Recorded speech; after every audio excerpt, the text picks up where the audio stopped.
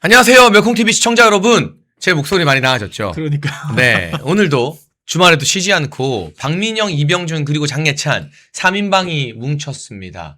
여러분 정말 많은 일들이 있었던 지난주였습니다. 설 연휴이기도 했지만 네. 윤석열 대통령님에 대한 1심 선고가 있었고요. 또 국민의힘 장동혁 대표의 기존 정치권에서는 상상하기 힘들었던 파격적인 입장 발표 기자회견도 금요일에 있었는데요. 오늘 저희가 주말을 맞이해서 지난주 있었던 굵직한 사건들을 조명해보고 중요한 건 그럼 지금부터는 어떻게 해야 되느냐. 네. 어떻게 하는 것이 어떻게 보면 자신의 정치 생명을 내던진 장동혁 대표의 입장대로 가는 것이냐. 그런 이야기 등을 국민의힘의 박민영 미디어 대변인 그리고 콧불소 이병준 기자님과 함께 다뤄보도록 하겠습니다. 박 대변인 안녕하세요. 안녕하세요. 설 연휴 잘 보냈습니까? 설 연휴도 멸콩TV와 함께했습니다. 그러니까요. 여러분 아시겠지만 제가 며칠 전까지 거의 말을 할 수 없을 정도로 그러니까요. 지금도 100%는 아닌데 목소리가 안 나오는 상황에서 또 부산을 오가다 보니까요.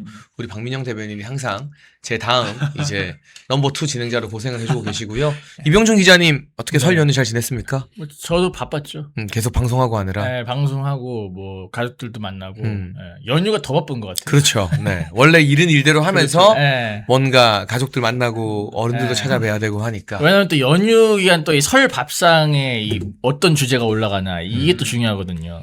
네, 그런데 아무래도 음. 이번 설 밥상에 크게 올라간 주제는 두 가지인 것 같아요. 네. 첫 번째가 이재명과 장동혁 대표의 부동산 설전. 그렇죠. 설 연휴 내내 쉴 틈 없이 부동산 가지고 두 사람이 붙었어요. 장동혁 대표가 부동산을 밥상에 올려놓는데 성공을 했죠. 그리고 두 번째가 여러분 잘 아시는 윤석열 대통령님 1심 선고에 대한 국민의힘의 입장까지입니다. 사실은 무기징역이라는 선고 결과가 나왔지만 저는 우리 멸콩TV는 다른 일부 유튜버들처럼 네. 무죄 나올 거다라고 막 그렇게 여러분이 희망 고문하진 않았어요. 왜냐하면 저는 보수 유튜버들 중에 가장 책임 없는 게 네. 막 모든 게 잘 될 것처럼 막 희망만 부풀려 놓고 결과가 다르면 책임 안 지는 거. 그게 아니라 멸콩TV는 어떤 면에서는 야박할 정도로 냉정하고 객관적으로 현재 분석을 해드리고 현실에 맞춰서 우리가 어떻게 싸워나갈까를 고민하는 그런 방송이었으면 좋겠거든요. 네. 그래서 무기징역이라는 결과가 나왔지만 이게 어느 정도는 사실은 예상됐던 결과였습니다. 네. 근데 여기에 대해서 국민의힘과 장동혁 대표가 어떤 입장을 내고 앞으로 어떻게 대응해 나가고 어떻게 싸워 나갈까가 중요했는데 그 점에서 장동혁 대표가 지난 금요일에 낸 기자회견 입장 이건 사실 지켜보는 지지자나 시청자분들은 체감이 좀 안 될지 몰라도 네.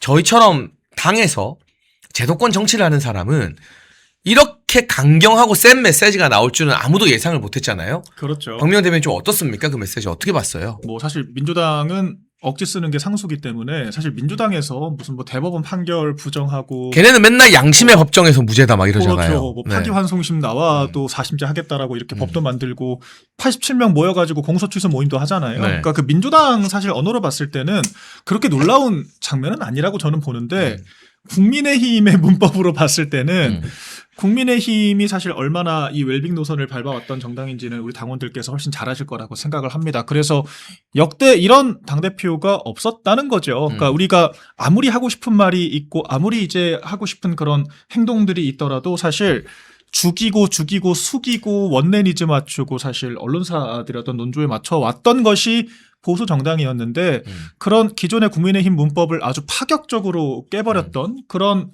입장 표명이었습니다. 그래서 뭐 나름대로 충격파라고 하면 충격파도 주중에 계속 있었던 것 같아요. 지금도 좀 계속되고 있는 모습인데 저는 오히려 좀 신선하고 그래서 우리가 더 장동혁 대표 중심으로 뭉치는 것밖에 답이 없다라고 하는 것을 좀 확신을 가졌습니다. 그리고 저 같은 생각을 하도록 만드는 것이 장동혁 대표의 어떤 의도가 아니었을까 생각이 되거든요.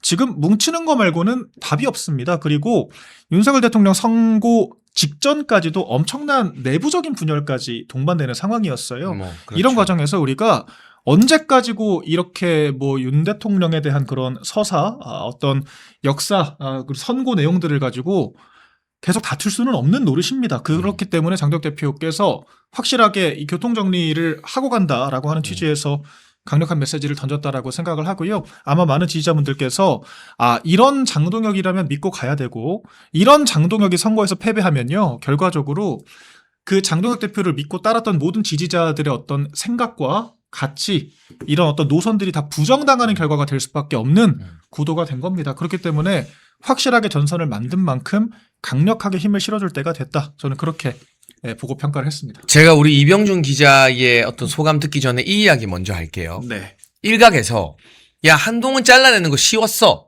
저 이렇게 말하는 사람 상종 안 해요.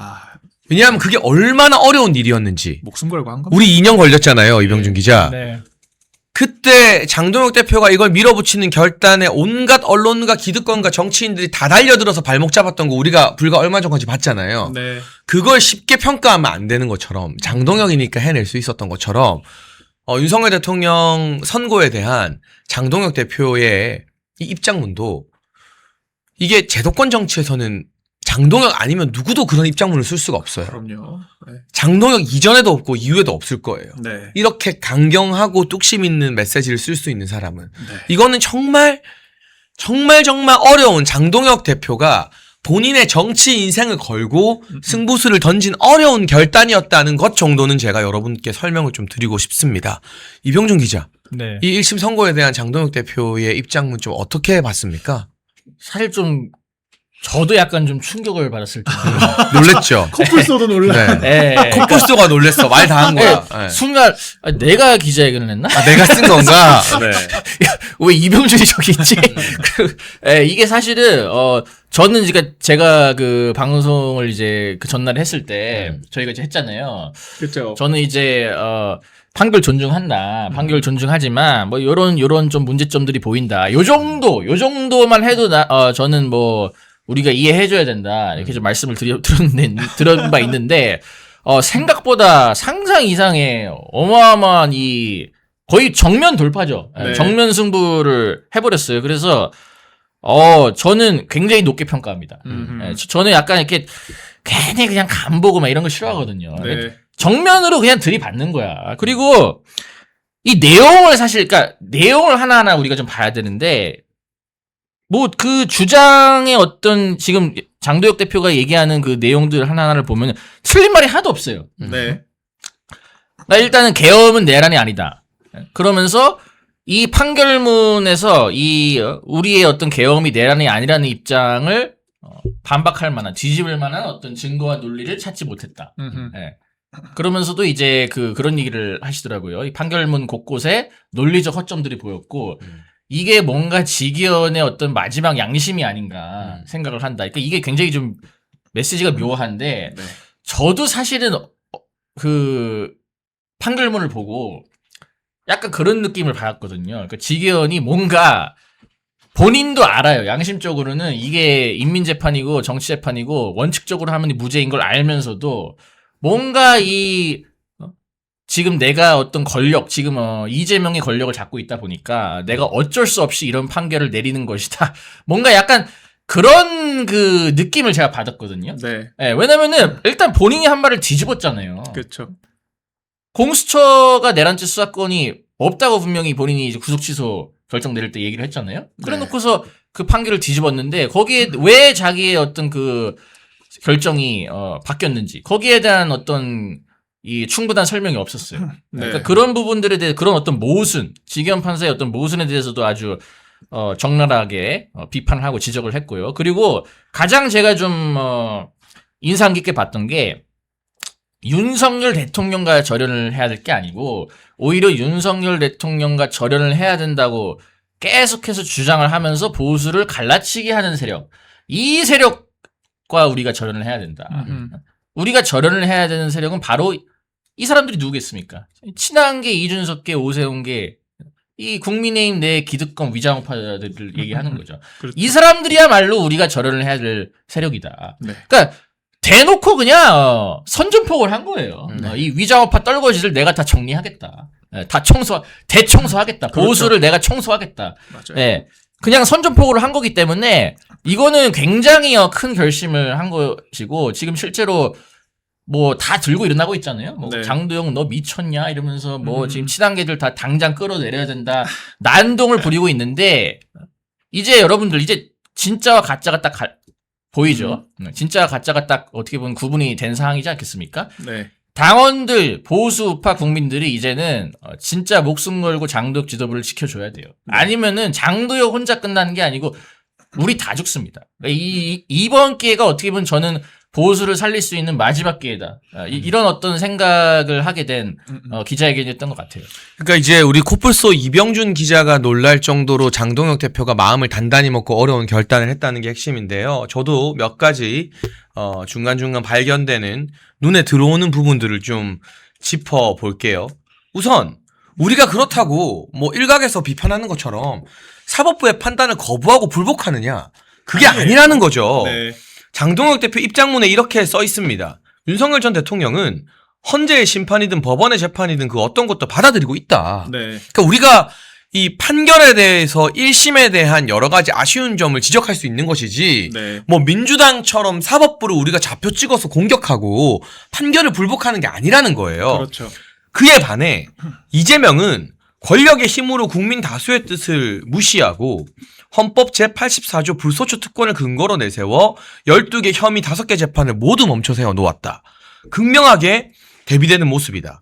근데 이번 판결에서 지기현 재판장이 무기징역을 선고하면서 또 뭐라고 했냐면, 헌법 제84조의 소추가 공소제기라고 분명하게 밝혔다. 그러니까 현직 대통령에 대해서는 수사나 진행 중인 재판을 할 수 있다고 했잖아요. 그렇죠. 그러면 이 판결을 인정하라고 할 거면 이재명 재판도 재개하는 게 맞지 않느냐. 네. 이거는 굉장히 논리적인.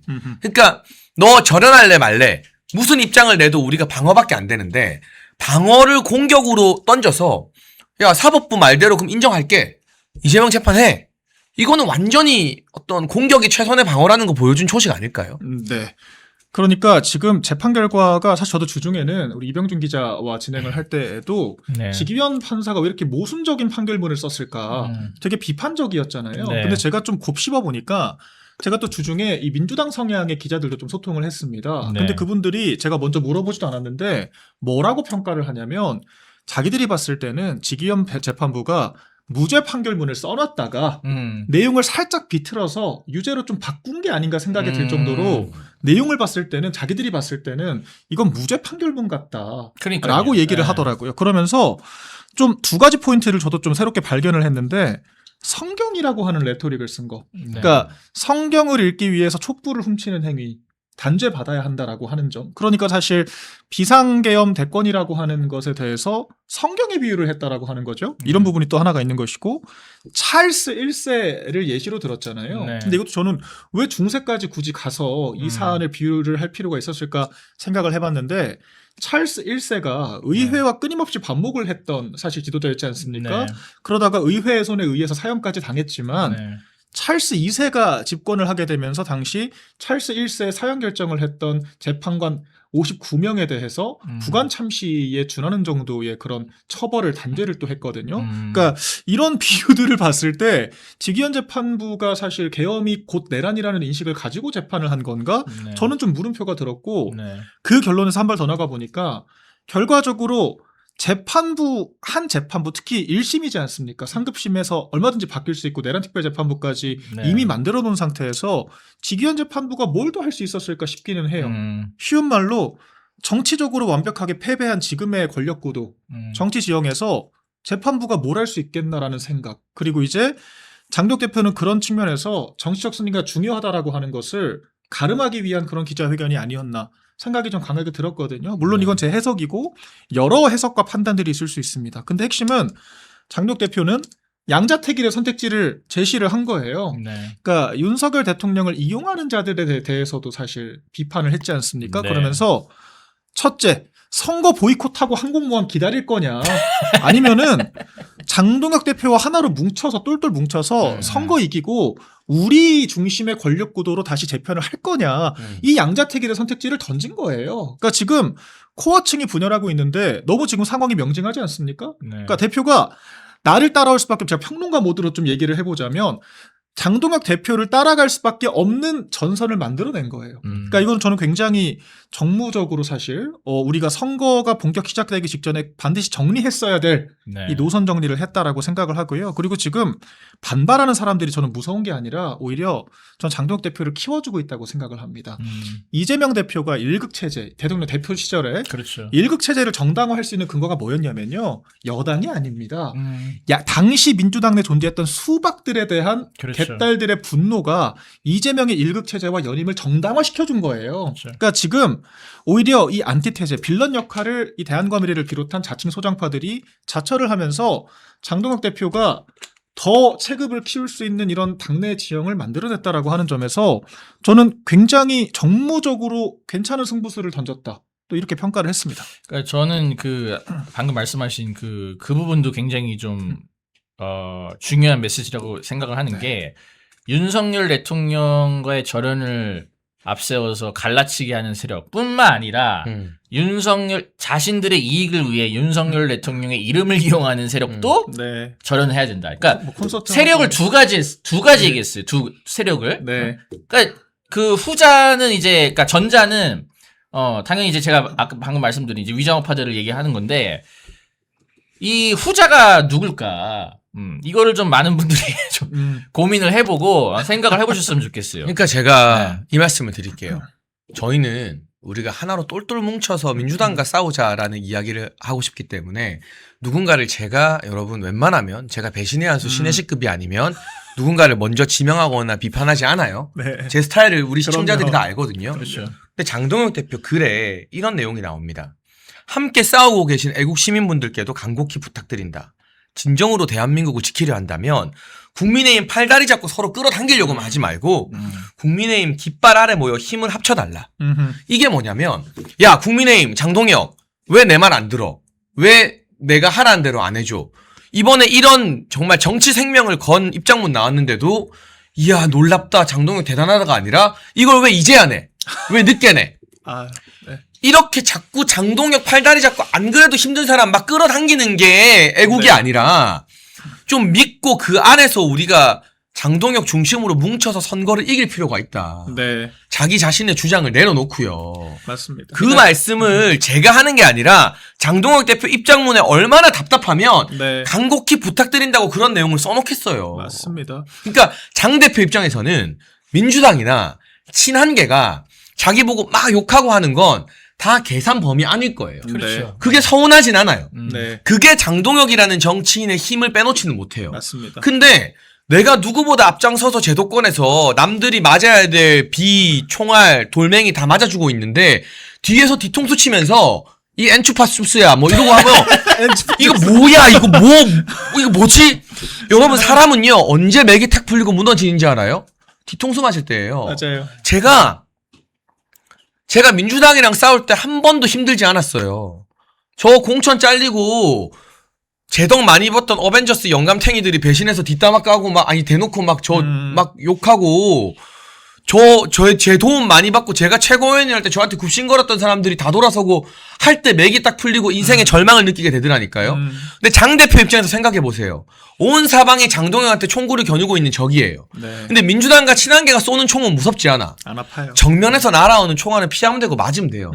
근데 내가 누구보다 앞장서서 열심히 싸우고 있는데 뒤에서 이 추파춥스야 하고 총 뒤통수에 쏙발이면 그거에 맛이 가는 거예요. 그러면 안 되는 거잖아요. 인간적으로 진짜. 그러니까 장덕 대표가 이번에 정말 인간적인 호소 그리고 사실 정말 우리가 누군가는 해야 됐지만 지금까지 모두가 침묵하고 있었던 이야기를 했다고 생각을 합니다. 특히 저는 그 대목이 인상적이었는데 곱씹어 보면은 우리가 국민의힘이 이랬던 적이 없기 때문에 놀랐을 뿐인 거지 그 내용들을 곱씹어 보면은 다 맞는 말이에요. 그러니까 민주당은 그러니까 뭐 선고라고 하는 것에 복종을 해본 적이 없는 정당입니다. 그런데 한 발 더 나가서 민주당은 반미 세력들 지금도 그 베네수엘라 그 러시아가 전쟁 일으켰을 때도 편들면서 오히려 우크라이나 젤렌스키 대통령 비난하고 트럼프 대통령 비난하고 지금도 베네수엘라 마두로 석방 같은 거 지지하는 사람들 다 제도권에 들여가지고 지금 위원장 만들어 놨거든요. 그리고 진보당 같은 사실 전통 이 내란 정당으로 해산당한 정당의 후신과 손을 잡고 단일화를 하고 그런 세력들이 원내 진입할 수 있도록 연동형 비례대표제를 이용해서 또 판을 만들어주고 민주당은요 표만 되면은 악마와도 손잡을 수 있는 게 민주당이에요. 실제로 그렇게 해서 세를 확장해서 승리를 거머쥐었습니다. 지금 완벽하게 대한민국을 지금 장악을 하게 된 거예요. 제도권 안에서. 근데 우리 당은요. 누가 봐도 우리 당 내에서 가장 큰 어떤 같은 의지를 가지고 있는 집단 세력들에 대해서 절연하자고 이야기를 해요. 그러니까 굉장히 이상한 정당이에요. 제가 봤을 때. 그러니까 정치인이 한 표라도 더 받기 위해서 정말 목숨 바쳐가지고 선거 뛰어야 되는 게 정치인인데 이 당 사람들은요. 지지를 하겠다는 사람 나가라고 합니다. 무슨 중도표는 100표고 보수표는 1표인가요? 아니잖아요. 저는 살다 정치인들이 지지자와 절연하란 말을 이렇게 쉽게 하는 정당을 처음 봤어요. 아마 세계사적으로도 국민의힘 말고 없을 거예요. 유례가 없죠. 네. 근데 그런 관점에서 봤을 때 장덕 대표가 하신 말씀은 너무도 납득 가능합니다. 아니 좋은 표 나쁜 표가 어디 있고 심지어 우리 당을 열성적으로 지지하고 지금 당원 1.5배 늘어났지 않습니까? 네. 지금 이 당의 일체감을 느끼고 당세 확장에 기여를 하고 있고 우리 당을 위해서 투쟁을 하고 있는 사람들을 적으로 돌리면 그럼 이 사람들은 누구랑 손잡고 정치를 하겠다는 거죠? 우리 당의 지금 여러 조사들을 보면요. 이건 그냥 현상이에요. 옳고 그름의 문제가 아니라 우리 지지자 국민의 지지층의 80% 내외 정도는 비상계엄이 잘못됐다라고 하는 분들조차도 그게 곧 내란이라고 인식하진 않습니다. 그런데 그런 말을 하는 사람들이 다 무슨 사이비다, 무슨 멍청한 구구다, 김종혁처럼 그렇게 프레이밍하면서 나가라고 할 거면은 이건 너무 주객전도된 거 아닌가요? 본인들이 나가야죠. 우리 당은 그런 인식을 가지고 있는 당원들이 주인인 정당인 거예요. 이걸 인정을 못하면 왜 정당 활동을 합니까? 그분들 절연하고 그럼 20% 데리고 정치할 거예요? 아니잖아요. 그러니까 좀 정신을 차리셔야 되고 장덕 대표의 말이 지금은 조금 놀라는 분들도 있을 수 있습니다. 근데 곱씹어 보면은 민주당은 일상적으로 하던 것들이었고 그렇게 민주당은 해서 집권을 했어요. 그러니까 우리가 그런 부분에서 이 어떤 정무적인 고려를 조금 더 숙고를 해줬으면 좋겠다. 혹시 그런 말씀 드리고 결과적으로 하나로 뭉쳐달라고 하는 이런 장덕 대표의 정말 간절한 호소에 대해서 좀 많은 분들께서 호응해 주시기를 바란다. 그러니까 각각의 생각이 다 다를 거예요. 네. 이 비상계엄이나 뭐 이런 일련의 사태들에 대한 생각은 좀 다를 수 있어요. 그런데 윤석열 대통령께서도 1심 판결 이후에 입장문에서 결과적으로 내가 국민에게 많은 좌절과 고난을 겪게 한 건 깊이 사과한다 했거든요. 맞아요. 그런데 장동혁 대표가 과거 기자회견에서 수단으로서의 계엄은 잘못됐다, 반성한다, 사과한다 했고 과거와 또 절연한다고도 했잖아요. 네. 이런 걸 하나하나 따지면서 내 생각이랑 100% 일치가 안 하며 어떻게 반성이란 말을 쓰냐, 어떻게 과거라는 말을 쓰냐, 막 이래버리면 우리는 밑도 끝도 없는 역사 논쟁에 빠져들어서 민주당과 맞아요. 싸우지도 못하는 예속 겁니다. 논쟁이에요. 그러면. 근데 장 대표가 그래서 하나로 모여야 힘껏 제대로 싸울 수 있다. 이제 우리는 보다 전략적으로 싸워야 한다. 각자의 언어와 구호가 아니라 승리의 언어와 승리의 구호로 바뀌어야 합니다. 그러니까 이 과거와 이 사태를 둘러싼 논란을 본인이 총대를 메고 십자가를 메고 모두에게 사실은 욕먹는 방식으로 짊어졌잖아요. 맞아요. 그러니까 지금부터는 하나로 모여서 민주당과 싸우자라는 데 좀 집중을 했습니다. 네. 그런데 여기서도 아까 말한 것처럼 민주당과 친한계가 장동혁을 흔드는 게 아니라 같은 보수라는 우파라는 울타리 안에서 아직도 장동혁은 이게 마음에 안 들고 어떻게 이런 단어를 쓰고 타이밍이 어떻고 뭐 아쉽다 왜 내 영화 안 보냐 이래버리면 안 되는 거거든요 진짜로. 아니 이거는 진짜 장동혁이라는 정치인이 저는 제도권 정치인이니까 알잖아요. 네. 박 대변인 알잖아요. 그렇죠. 이게 저 같은 사람이나 박민영 같은 사람한테 야 너 대표니까 입장문 써봐 이렇게 못 써요. 뭐 그렇죠. 이렇게 못 써요. 맞아요.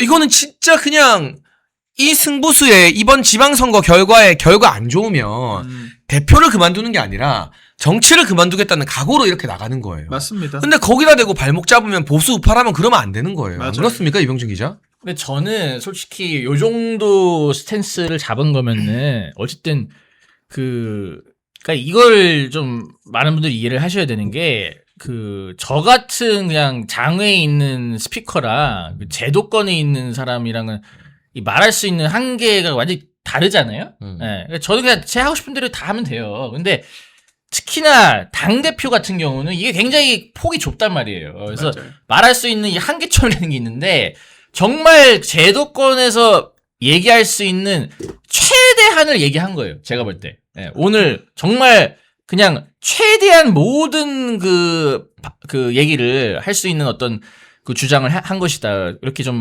평가를 하고 싶은데 오늘 그러니까 장덕혁 대표 기자회견에서 저는 이 부분도 좀 제가 유익 있게 봤는데 지금 우파의 제도권이 아닌 제도권에 있지 않고 싸우는 많은 분들이 있습니다. 있죠. 그러면서 그런 분들에게 뭐 요청한다. 이제 뭐 서로 다른 목소리를 내지 말고 우리 하나로 뭉치자 뭐 이런 얘기를 하셨잖아요. 그러니까 맞아요. 저는 이게 누굴 얘기하는 걸까?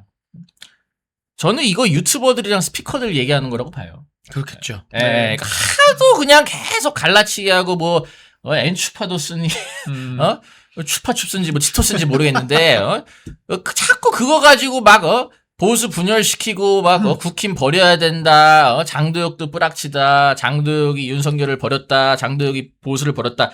이런 식으로 선동을 하고 네. 이 내부에서 이게 무너지기 시작하니까 장도혁 대표가 오죽 답답했으면 윤석열 대통령 선고에 대한 기자회견인데 유튜버들한테 얘기를 하고 있는 거예요. 이게 무슨 얘기냐? 좀 대충 알아먹어라. 나 니네 편이다. 왜 이렇게 네. 피하 식별도 못하냐. 야, 나 노력하고 있잖아, 지금. 나 니네 편이야. 좀 대충 좀 알아들어, 제발 좀. 오죽 답답했으면 유튜버한테 얘기를 하냐고. 그래서 저는 그 얘기를 한 것이라고, 그 얘기를 이제 돌려서 한 것이라고 보고요. 생각보다 이번 기자회견문이 강경하게 나온 원인은 뭐냐? 바로 오늘날의 이 추파춥스단.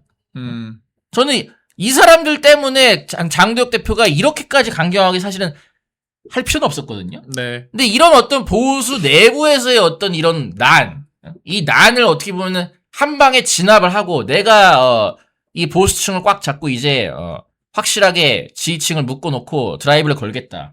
그런 어떤 의지를 저는 표현하기 위해서 장도혁 대표의 기자회견문이 생각보다 강경하게 나온 게 아닌가. 네. 그렇게 좀 원인을 좀 분석을 합니다. 그래서 이 기자회견문의 마지막 단락을 우리가 중점적으로 읽어봐야 됩니다. 장동혁 대표가 이렇게 썼습니다. 모든 답은 선거 승리에 있습니다. 선거에서 이겨야 우리가 지키고자 하는 것을 지킬 수 있습니다. 맞습니다. 선거에서 지면 우리가 할 수 있는 것은 아무것도 없습니다. 최악의 상황이지만 최선을 다하겠습니다. 함께 싸웁시다. 당당하게 싸웁시다. 그리고 지혜롭게 싸웁시다. 여러분, 제가 지금 제일 걱정되는 거. 여러분과 우리의 생각이 달라도 다 되는데 네. 장해찬 너 뭐 이렇다 저렇다 욕해도 되는데 제가 뭐 욕먹는 게 하루 이틀도 아니고 뭐 멸콩TV 구독자가 떨어질 때도 있고 시청자가 떨어질 때도 있고 잘 될 때도 있고 상관없어요. 저희 대표님도 산전수전 다 겪어서 이 채널이 거의 망하기 직전까지도 갔다가 막 이 저녁 시간대 최고의 채널도 됐다가 다 부침을 겪어서 눈앞에 그거에 일희일비하지 않아요. 근데 우리가 제일 걱정하는 건 뭐? 선거 포기하자는 거. 그렇죠. 선거 져도 된다는 거. 여러분 장동혁 대표 선거 지려고 이러는 거 아닙니다. 이기려고 하는 거예요. 네. 적어도 서울과 부산은 이겨야 장동혁의 정치가 계속될 수 있고요. 맞아요. 서울과 부산은 이겨야 이재명의 저 폭주에 조금이라도 브레이크를 걸 수 있고요. 서울과 부산을 이겨야 장동혁 보고 뭐라 손가락질하는 당내 친한계나 한동훈과 이 기회주의자들을 변명의 여지 없이 계속해서 정리할 수 있는 거예요. 맞습니다. 근데 선거 지잖아요. 지선 보이콧 하잖아요. 여러분이 선거 투표 안 해서 투표율 떨어져서 우리가 깨지잖아요. 그러면 장동혁 정치 인생도 끝이고 장동혁이 지키고자 했던 지금의 노선과 이 세력도 끝이고 우리가 지난주에 말했던 것처럼 한동훈 비대위가 옛다 하고 들어올지도 모르는 거예요. 그렇게 된 순간 이제 정통 보수가 다시 이제 장외로 비주류로 이제 빠지게 되는 거죠. 아스팔트에 남아 있는 거야 계속. 그러니까 이 기회를 정말 이게 잘 안 오는 기회예요. 이 기회가 장도혁 같은 사람이 당권을 쥐는 이 기회가 이게 지금 21세기 들어서 요 정도 해주는 당 대표 글쎄 있었나요? 잘 기억이 안 나거든요. 국민의힘 역사를 통틀어서도 전 처음 봤어요. 그러니까 이게 굉장히 어떻게 보면은 소중한 기회인 거를 우파 활동을 오래 해왔던 사람들이면 알아요. 네, 맞아요. 아는데 제가 볼 때는 이게 계엄 이후 이제 뭔가 이제 보수를 유입되신 전향하고 분들. 유입되신 분들이 있죠. 그러니까 그분들이 정말 이 어떤 윤어게인이라든가 이런 거를 주장하는 그런 어떤 마음 다 이해합니다. 이해하고 뭐 일정 부분 저도 동의를 하고 하는데 정치는 전략적으로 생각을 해야 되고 이 기회를 우리가 저버리면요. 다시는 안 올 수도 있어요. 네. 그러니까 우리가 주류일 때 우리가 이 어떻게 보면은 우리가 우리를 주류로 만들 수 있는 이 세력, 이 지도부를 우리가 지지를 안 해주면 누가 지지해 줍니까? 맞습니다. 그러니까 우리가 이 지도부를 지켜야겠다는 생각을 좀 여러분들이 좀 다시 한번 좀 되새겼으면 좋겠고요. 제가 이번에 만약에 선거에서 이제 패배를 하게 되면 당연히 이제 장도혁 대표가 뭐 물러나게 되거나 뭐 책임론이 이제 불거지겠죠. 근데 저는 솔직히 만약에 이 기자회견, 장도혁 대표의 이 기자회견에서의 어떤 노선을 지방선거까지 그대로 어떻게 보면 추구를 한다. 저는 설사 지방선거를 진다 하더라도 서울시장, 부산시장 선거를 진다 하더라도 저는 장도혁 체제로 계속 가야 되는 게 아닌가. 선거를 진다 하더라도 당원들이 장도혁 지도부를 지켜줘야 되는 게 아닌가. 저는 그런 생각까지 좀 들어요. 여러분, 환신골드에서 신년 기념으로 2+1 이벤트를 진행합니다. 50년 전통의 신화제약이 개발한 27가지 한약재로 발효한 환신골드, 면역 강화, 혈액순환, 피로회복, 기억력 개선, 항산화 도움을 주는 식약청이 인정한 건강기능식품. 특히 밤에 자다가 화장실 자주 가시는 분들에게 아주 좋다고 하네요. 멸콩TV에서는 환신골드 2+1 구매 고객에게 구국의 지도자 박정희 대통령님께서 57년 전 국가 발전을 위해 직접 집필하신 전집 6권을 새롭게 편집한 박정희 전집을 무료로 선물로 드리고 있습니다. 2+1과 박정희 대통령님 전집을 함께 받을 수 있는 기회 놓치지 마세요. 상담 전화 010-9699-1144로 부탁드립니다. 물론 저희 마음은 다 똑같죠. 네. 저도 선거 결과와 상관없이 장동혁 대표가 계속했으면 좋겠어요. 네. 그걸 제일 바라는 사람이에요. 근데 제가 아는 장동혁이라는 인물은 서울 부산지잖아요. 본인이 구차하게 당대표 자리에 있을 사람이 아니에요. 박명현 대표는 알잖아요. 그럼요. 그렇기 때문에 우리가 목숨 걸고 한 명이라도 더 설득해서 투표장 나가자. 네. 여러분 뭐 사전투표를 못 믿겠으면 본투표 좋습니다. 근데 그 누구든 윤석열 대통령님도요. 대선 때 사전투표 날에도 우리 일단 투표 많이 해달라. 네. 김문수 후보도 그랬고요. 네. 일단 투표 많이 해야 돼요. 투표를 많이 하면 여러분이 걱정하는 일이 일어날 가능성이 더 줄어드는 겁니다. 그렇죠. 역설적으로 네. 우리가 많이 이겨버리면. 그래서 지금 가장 위험한 보수 우파를 좀먹는 암적인 구호가 지선 보이콧이라는 소리인 거예요. 그러니까 이게 뭐 엔추파도스라는 뭐 개념이 그거라면서요. 베네수엘라에서 이제 네. 사실상 가짜 야당, 네. 뭐 여당 도우미 역할하는 야당이라는 건데 여당 도우미라는 개념이 뭡니까? 두 가지밖에 없습니다. 첫째, 선거 지라고 고사 지내는 사람들.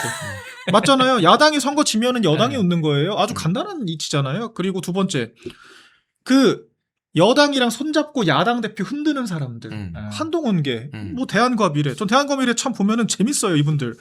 뭐 절반 정도는 정말 이게 소장파라고 하는 말이 좀 민망할 정도의 이력을 가지신 분들이고, 네. 뭐 또 이제 한 반절 정도는 2024년에 총선에 할당제 공천을 받으면서 입당하신 분들이던데, 이분들 설 동안에 장덕 대표가 이재명이랑 그렇게 처절하게 부동산 논쟁 벌이면서 뭐 조민당 뭐라 그럽니까? 조국당에서는 어머니가 몇 명이냐 뭐 이런 얘기 하잖아요. 패륜적인 막말할 때 거둔 사람 한 명도 없었습니다. 그런데 바로 며칠 뒤에 윤 대통령 선거 나왔잖아요. 4시 반에 이 선거문에 대한 그런 낭독이 끝났는데 5시 기자회견했어요. 그러니까 답 정해놓고 그냥 기자회견장 잡아놓은 거예요. 그냥. 이분들 전 놀랍습니다. 이분들이 지금 윤 대통령을 비난할 자격이 없는 게 이렇게 여당 도우미 역할하고 민주당 도우미 역할 하니까 애초에 대통령이 고립됐던 거 아닌가요? 본인들이 그렇게 기자회견장 30분 만에 잡을 정도로 그렇게 부지런하게 민주당 상대로 야당 견제했으면요. 대통령이나 우리 어떤 정부에서 무리수를 둘 이유도 없는 거예요. 본인들이 다 그런 식의 잘못된 행태로 구태스러운 정치를 해왔기 때문에 이 사단이 난 건데 본인들이 뭐라고 남일처럼 품평이나 합니까? 그러니까 결과적으로 뭐죠? 치토스? 아니 제가 진짜 단어가 너무 어려워요. 아무튼 네. 뭐 추파춥스, 엔초비 네. 파스타. 여당 도움이라고 하는 그 데피니션 그대로 가져가 보자고요. 첫째, 여당 좋으라고 선거 지자고 하는 사람들. 둘째, 자기네들이 당권 잡겠다는 목적 하나로 지도부 흔들려고 여당이랑 손잡는 사람들. 여당이랑 손잡고 특검법 통과시키니 많이 대통령이 협박질하고 그런 식으로 해서 정권 전복시키는데 이바지했던 사람들. 이런 사람들이 다 추파춥스인 겁니다. 그리고 장덕 대표의 어떤 당무에 대해서 이 제도권 정치라고 하는 게 저희가 막연하게 말씀드리는 게 아니에요. 견제를 받고 감시를 받기 때문에 제도권 정치가 힘든 겁니다. 언론이 뭐라 하죠? 원내에서 또 뭐라 하죠? 그 뭐 시민단체들 그리고 뭐 여당에서 또 뭐라 하죠? 하다못해 최고위에서도 견제가 들어와요. 비공개 회의에서조차도. 그러니까 무수한 견제와 비판을 받아야 되는 위치이기 때문에 말 한마디 조심스러운 건데 그런 제도권에서의 제약 때문에 발생하는 전략적인 모호성 측면을 너 배신자잖아, 여당 돋보있잖아라고 얘기를 하면은 그때부터 대화가 성립이 안 되는 거예요. 그래서 이런 것들은 잘 구분을 해야 되고 지금 누구보다 선거 승리가 간절한 사람 장동혁 대표밖에 없다. 이 지점을 분명히 하고 가야 될 것 같습니다. 그러니까 뭐 저희가 이제 추파추스 단 분들에게 뭐라 하는 건 아니에요. 예. 저희가 뭐 욕을 하거나 비난을 네. 하는 게 아니고 정확한 판단을 하셔야 된다. 네. 예, 정확한 판단을 하셔야 되고 너무 그 약간 그 이른바 이제 사람은 누구나 그럴 수 있어요. 군중 심리에 취하다 보면은 뭔가 그런 글들과 영상을 보게 되면은 거기에 매몰되고 생각이 갑자기 거기에 막 집착을 하게 되고 그럴 수 있는데 다시 돌아오시라는 거예요. 네. 다시 돌아오셔서 아니 우리 여태까지 잘 해오지 않았습니까? 그러니까 저는 딴 건 다 좋아. 뭐 저를 엔추파도스라 불러도 되고 네. 국민의힘에 마음에 안 드는 사람 그렇게 불러도 돼요, 여러분이. 그거 부르지 말라는 말이 아니에요. 근데 제발 선거 안 한다, 지선 보이콧이다, 이건 민주당이 제일 좋아할. 그렇죠. 이재명이 입이 귀에 걸려서 찢어질 그런 소리만 하지 말라는 거예요. 네. 투표는 해야 된다는 거예요. 선거는 해야 된다는 거예요. 이 선거에 얼마나 많은 게 걸려있는지 장 대표가 입장문에 절절하게 밝히지 않았습니까? 그렇죠. 아니 그 선거 보이콧하는 분들이 주장하는 그 미국의 도움이라고 하는 것도 그 미국의 지금 트럼프 정권 어떻게 만들어졌습니까? 선거로 만들어진 거예요. 결국 결과적으로 집권을 해서 지금 수사를 하고 있지 않습니까? 마가라고 하는 시민사회 세력들과 함께 연대를 해서 제도권 정치에서 선거를 통해 선출이 됐고 승리를 했기 때문에 지금 그 트럼프 정권이 있는 겁니다. 뭐 항공모함 가지고 올지 말지 모르겠습니다만 그 정권조차도 선거를 통해 탄생을 했다고요. 그리고 그 일본의 다카이치 총리 같은 경우에도 극우라고 그렇게 비난 매도를 당하다가 압승을 거두니까 지금 극우라고 하는 딱지 못 붙입니다. 아무도 못 붙여요. 이재명도 그 사법 리스크 안에서 대법원 거의 확정 판결 직전까지 갔던 그런 사안들을 대통령 되고 나니까 누가 하나 재판하겠다는 사람이 있습니까? 없어요. 모든 건 다 선거 승리로부터 나온 힘에서 나오는 거거든요. 그러니까 미국의 도움이란 것도요. 네. 우리가 선거에서 유의미한 결과를 내고 이겨야 그럼요. 가능해지는 거예요. 네. 윤석열 대통령 1심 선고 이후에 해외 기자들이 백악관 대변인한테 물었습니다. 입장이 있냐? 네. 백악관이 이렇게 말했습니다. 한국 사법 절차에 대한 별도 입장 없다. 네. 그 박근혜 대통령 탄핵 그 때도 똑같았어요. 굉장히 냉정하죠. 속상하죠. 근데 여러분, 저희는 여러분한테 슈퍼챗 빨려고 큰 거 온다, 큰 거 한방, 항공모함 온다 이런 말 사기 안 쳐요. 이게 냉정한 현실이에요. 근데 우리가 선거를 이기잖아요. 네. 지지율이 역전되고 이재명 정부의 조기 레임덕이 오잖아요. 정권 1년차 지방선거에서 서울시장, 부산시장을 국민의힘이 이기면 네. 장동혁은 급부상하는 대선 주자가 되고 그럼요. 이재명은 바로 레임덕 와요. 맞아요. 그럼 지들끼리 이제 싸우느라 유시민이 벌써 막 친명계랑 싸우고 난리 났잖아요. 네. 이 내전이 펼쳐질 거예요. 그러면 그때 미국도 다 미국이란 나라도 다 계산적으로 자기 나라한테 뭐가 도움이 될까를 보는 그런 시스템이기 때문에 그럼요. 그때 가서 지금 보니까 한국의 선거 시스템에 문제가 있는 것 같다. 뭐 한국의 사법 절차가 너무 편향적이지 않은 거 우려된다. 네. 그런 메시지들이 우리가 선거를 이겨야 나올 수 있는 거예요. 맞습니다. 그러니까 그 이제 그런 게 있어요. 그 요번에 그러니까 지금 이 어떻게 보면 이제 이런 어떤 추파춥스라든가 이런 이제 얘기를 하시는 분들이 대부분 그 이번 윤석열 대통령 재판 선고가 공소 기각 또는 무죄가 나올 것이다. 네. 그렇게 예측을 하고 그렇게 사람들을 상대로 가스라이팅을 해왔던 분들이에요. 네. 근데 여러분들 결과가 어땠습니까? 무기징역 나왔잖아요. 현실이 이렇다니까. 이게 왜 그러냐? 우리가 권력을 잃었기 때문에 그런 거예요. 선거를 졌기 때문에 이런 거예요, 지금. 그리고 그분들이 또 주장하는 게 그거지 않습니까? 3월에 이재명 체포된다. 네. 3월 모르겠어요. 3월이면 얼마 안 뭐 남았어요. 3월이면 모든 게 다 밝혀지고 이재명 체포되는데 아이 그러면은 여러분들 보시라는 거예요. 3월에 만약에 진짜 체포된다. 제가 사과드릴게요. 제가 진짜 삼보일배 하면서 사과드릴게요. 근데 체포 안 된다. 그러면은 그 사람들이 또 사기친 거 아닙니까? 그러니까 현실을 보셔야 돼요, 현실을. 여러분들이 원하는 말, 정말 희망하는 어떤 그런 것들을 얘기해준다고 해서 그 사람들을 따르면 안 되고 현실을 얘기하고 현실 내에서 싸워서 이길 수 있는 방법을 제시하는 사람들을 여러분들이 따르셔야 된다.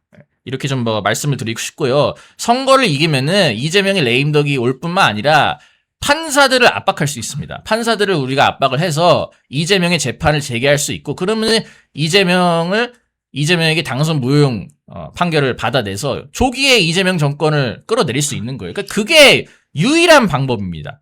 그게 그리고 윤석열 대통령을 조기에 구출할 수 있는 유일한 방법이기도 해요.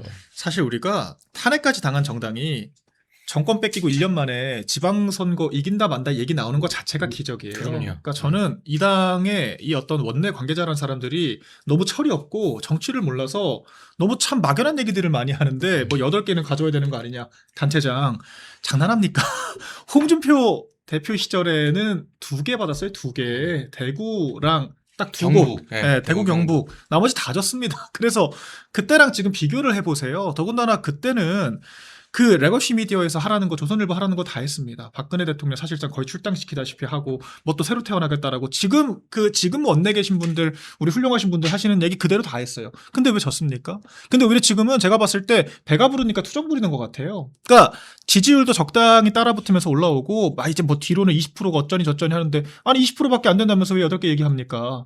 근데 결과적으로 본인들도 ALS 지표 같은 것들 보면은 지금 오차범위 내로 따라붙은 조사 또 나오고 있다라고 하는 걸 인식을 하니까 그런 구도를 지금 그리는 거 아니겠어요?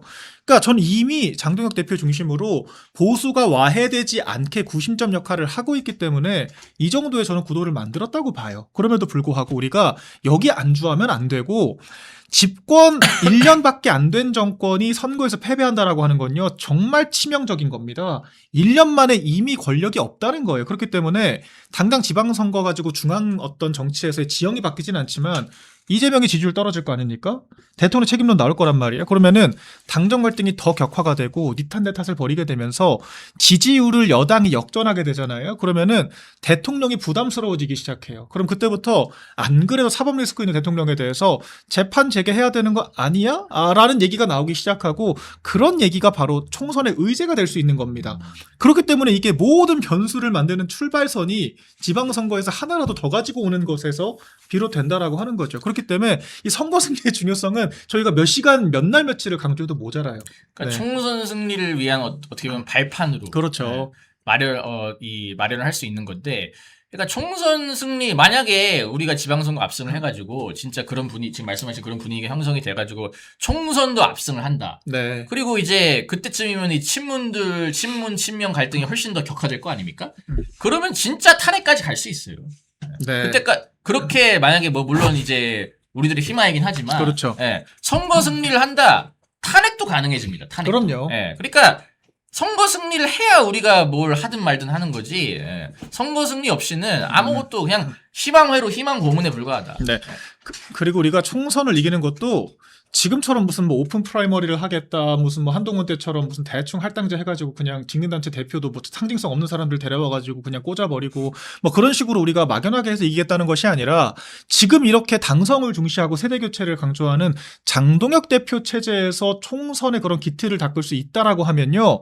그게 달라지는 거거든요. 저는 지금 우리 지지자분들께서 뭐 대한과미래 이런 분들한테 실망할 가치도 없다고 봐요. 왜냐면 우리가 그런 사람들을 뽑은 적도 없고 기대를 한 적이 없거든요. 그냥 한동훈 줄 타고 들어온 사람들인 거예요. 그러니까 그런 얘기 하는 게 저는 오히려 자연스럽다고 봐요. 반대로 무슨 말이냐면 우리 당원 지지자분들께서 원하는 사람들이 차기 총선에서 원내 진입을 한다라고 하는 건요. 단순히 이기고 지고의 어떤 그런 상황을 떠나서 지금 이런 피곤한 상황을 다시 안 만들 수 있는 단초가 되는 겁니다. 선순환이 되는 거예요. 당원 중심주의로 가는 거예요. 그러니까 민주당은 기본적으로 당원과 원내 의원들의 일체감이 있잖아요. 당원들이 뽑으니까 그렇습니다. 근데 우리 당 같은 경우에는요, 기자들도 되게 의문스러워해요. 어떻게 이렇게 당원들과 의원들의 인식의 격차가 이렇게 클 수가 있는지. 그리고 아니 원내 의원들 말만 들어보면은 지금 당 망하기 직전인 것 같은데 당원들이 왜 이렇게 많이 들어와요? 진짜 저한테 물어봐요.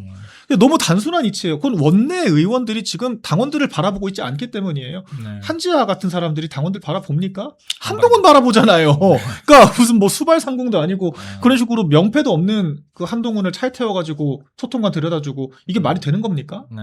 그러니까 그런 상황이 지금 당에 반복이 되고 있기 때문에 우리가 총선 승리라고 하는 것도 누구의 체제 안에서 어떤 사람들을 공천해서 승리하는가가 굉장히 중요하고 그렇기 때문에 지방선거의 의미라고 하는 게 정말 이 당의 미래, 국가의 미래를 좌지우지할 수가 있다. 그렇게 저는 생각이 됩니다. 저는 어쨌든 지금 우리가 중요한 승부처가 서울 부산이잖아요. 네. 서울 부산은 우리 보수층, 코어 지지층이 결집만 제대로 하면은 네. 충분히 이기고도 남는 지역이라고 봐요. 그렇죠. 부산도 원래 뭐 사실 보수 텃밭이고 네. 서울도 지금 굉장히 그 보수화되지 않았습니까? 네. 경기도가 작용화된 데 비해서. 그래서 서울 부산만 잡으면은 우리가 이기는 거고 그러면은 그럼요. 장도역 체제 유지할 수 있습니다. 그러니까 네. 어려운 과제는 아니에요. 어려운 과제는 아닌데 지금처럼 보수가 분열되고 뭐 추파추스니 뭐니 선거 보이콧하고 이러면 안 돼요. 네. 이러면 진짜 그냥 이러면 서울 부산이 문제가 아니고 2018년 지방선거의 재림이 될 수도 있어요. 네. TK 빼고 다 질 수 있습니다. 그러면. 그러니까 우리 내부에서 분열을 했다가는 진짜 그냥 다 죽는다. 이재명 좋은 꼴, 한동훈 좋은 꼴만 만들어 주는 거다. 이거를 다시 한번 우리가 좀 인식을 해야 될 것 같습니다. 근데 이게 진짜 공식 같은 건데 사실 저는 이 원내 의원들이 정말 구름 위에서 정치한다는 생각이 드는 게요. 진짜 생각이 1차원적이더라고요. 그러니까 집토끼들은 어차피 우리 지지할 사람들인데 진짜 이렇게 얘기를 해요.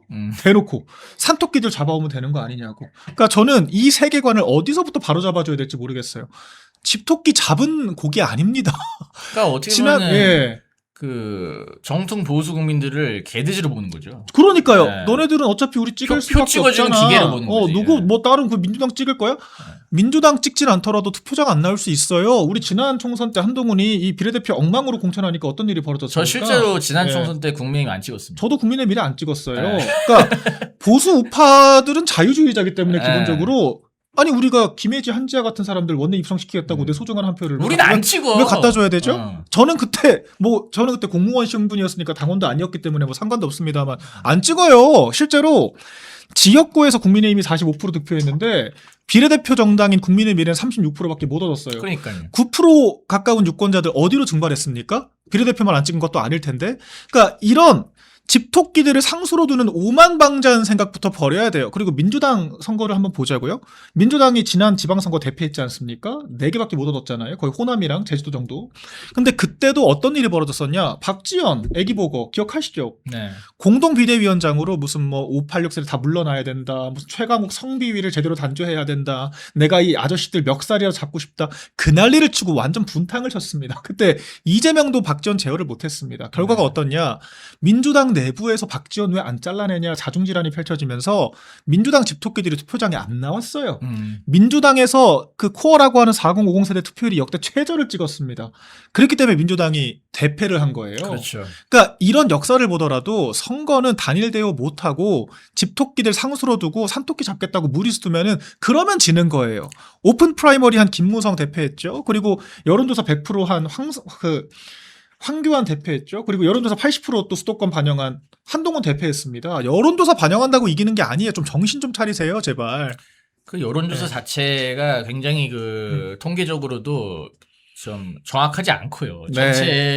전체를 대변하지도 않죠. 예. 그래서 그런 것들이 여러 가지 이제 문제가 있는 건데, 이거 박지원 씨 얘기하니까 갑자기 한동안 머릿속에 없다가 맞다 지연이 분탕 쳐가지고 그때 민주당 친 거예요, 사실. 맞다 아기보고.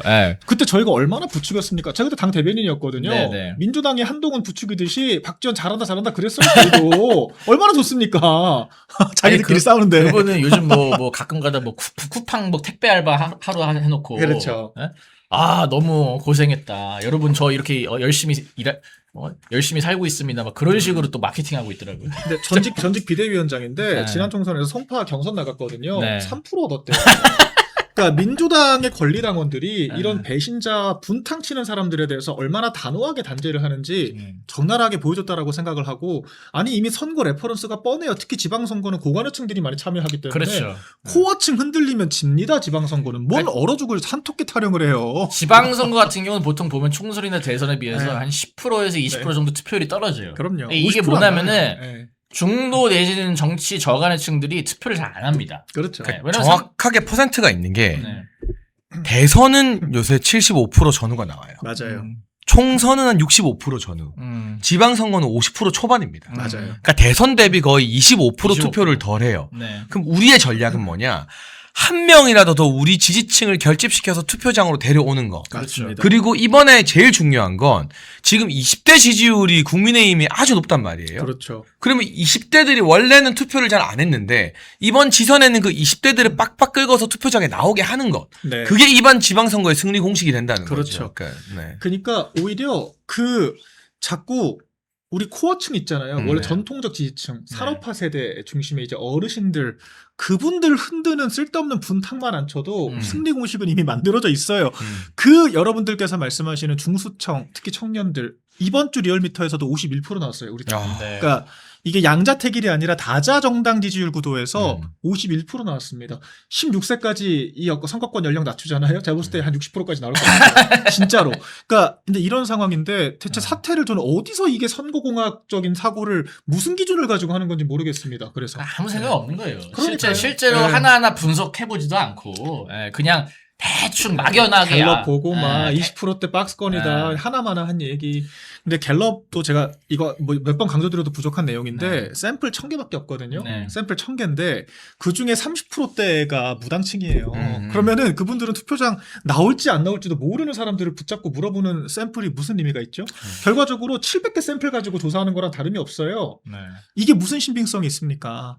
그러니까 여론조사를 부정하는 게 아니라 이게 실제 선거 국면으로 가면 무당층이 점점 줄어들면서 ARS로 수렴을 해요. 네. 전화 면접은.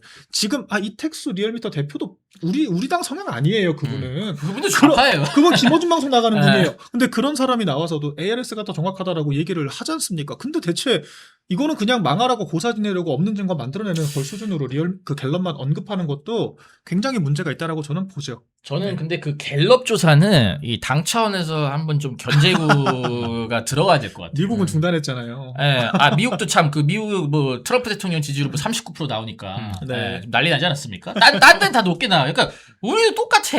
갤럽이 자꾸 이런 식으로 이 국민 지지율이 낮은 조사를 이제 발표를 하고 있는데. 근데 놀라운 사실. 네. 그 미국의 권위 있는 갤럽과 한국 갤럽은 달라요. 아무 상관이 없는 맞아요. 회사입니다. 간판만 그냥 들고 이름만 가요. 쓰는 거지 거기 로얄티를 주거나 거기에 뭐 관계가 있는 회사도 아니에요. 그건 그렇죠. 심지어. 예, 그건 네, 그렇죠. 네. 예, 근데 하여튼 뭐 이름이 문제인지 뭐 네. 갤럽들이 지금 분탕을 치고 있는데 이 갤럽이 그러니까 지금 보면은 뭐 한 1, 2% 차이 나고 뭐 이러면 뭐 그냥 약간 표본의 차이가 있나 보다. 우리가 이해하고 넘어갈 수 있지만 너무 차이가 크잖아요, 지금. 그럼요. 그래서 저는 이거 당 차원에서 좀 뭔가 조치를 취해야 될 것 같아요. 이게 지금 너무 이거 가지고 맨날 그 위장업파들이 선동하는 거 아닙니까? 야 장도혁 너 때문에 지금 지지율 박스권에 갇히지 않았냐? 지금 더블 스코어 나지 않았냐? 우리 다 망하게 생겼다.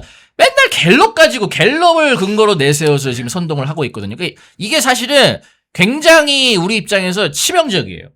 예, 그래서 솔직히 저는 이 정도면 그냥 조작이라고 봅니다. 그러니까 뭐냐면은, 그러니까 물론 본인들이 막 뭐 없는 숫자를 그냥 갖다 때려 받고 이러진 않겠죠. 근데 뻔히 표본이 지금 정확하지 않고 좌편향적이라는 걸 알면서 그걸 본인들도 뻔히 알면서 계속해서 그 표본을 고집하고 있다?